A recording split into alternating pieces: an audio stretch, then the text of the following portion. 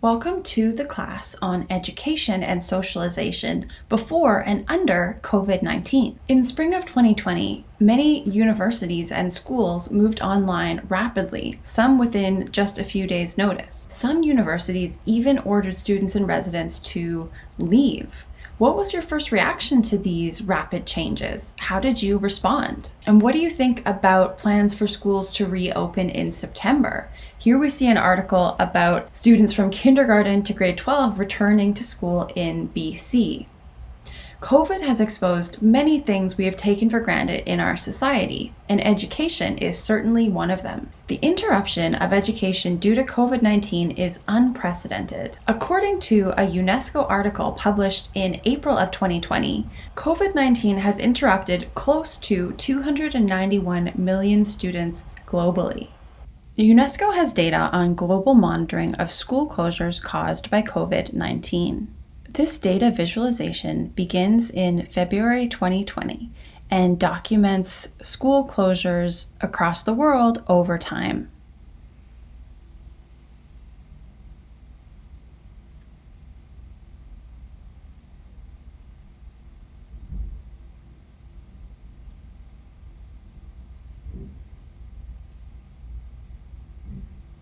Pink represents closures that are localized. Purple represents school closures that are countrywide, and blue represents schools that are open.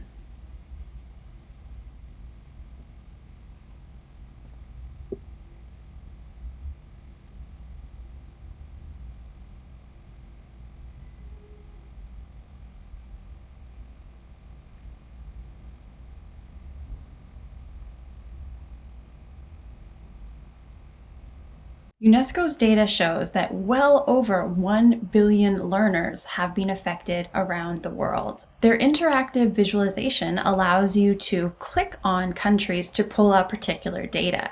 Here we can see that in Canada, more than 6 million students are affected.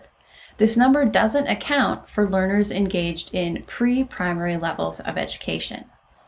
The closing of schools is a pressing issue. As UNESCO Director General Audrey Azoulay put, while temporary school closures as a result of health and other crises are not new, unfortunately, the global scale and speed of the current educational disruption is unparalleled and, if prolonged, could threaten the right to education, unquote. But what's the impact of closure of schools?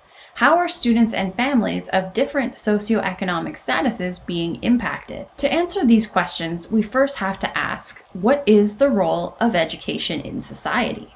Therefore, the objectives for this module are to, first, understand and assess the role of education and its impact from a sociological perspective.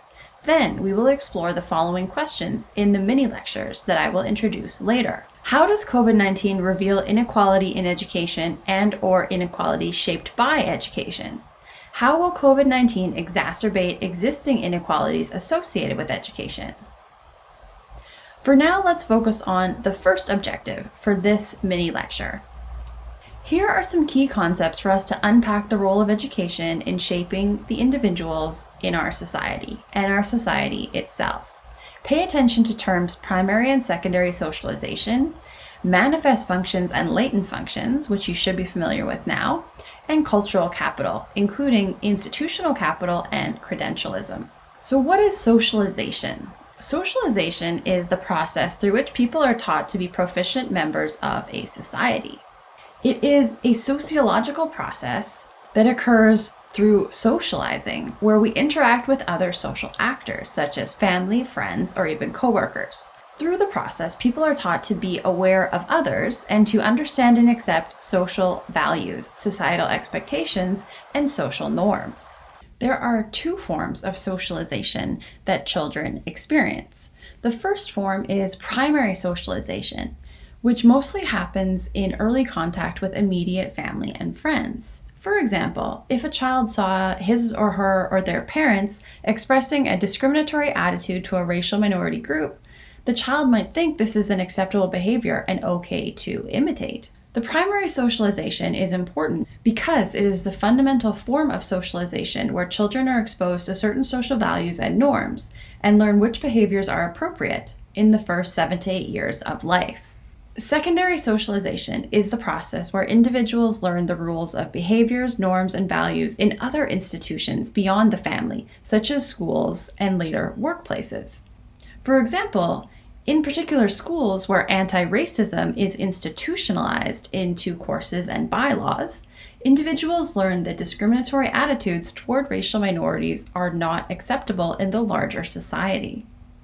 Secondary socialization can also reinforce the values, norms, and social expectations that one has associated with in their primary socialization through the family. An important part of the reinforcement of social norms and values that we might have all experienced in primary socialization and secondary socialization is gender socialization. From colors, pink and blue, to toys, to being told, quote, girls need to know better and boys shouldn't cry, unquote. From being told that women are emotional and men are rational, all the way to selection in education and careers. You might have some examples of your own. The reinforcement of gender ideology extends to the lifelong process of socialization. Gender socialization is a process that almost everyone has experienced and participated in, but it might not always be obvious how. We're going to watch 2 short videos together. First, we are going to see a gender socialization experiment and hear from the participants in this experiment. And second, we are going to think about how globally gender socialization may differ by cultural context. As you're watching the second video, consider what the implications of these broader global contexts are for the impacts of COVID-19 school closures on young people around the world.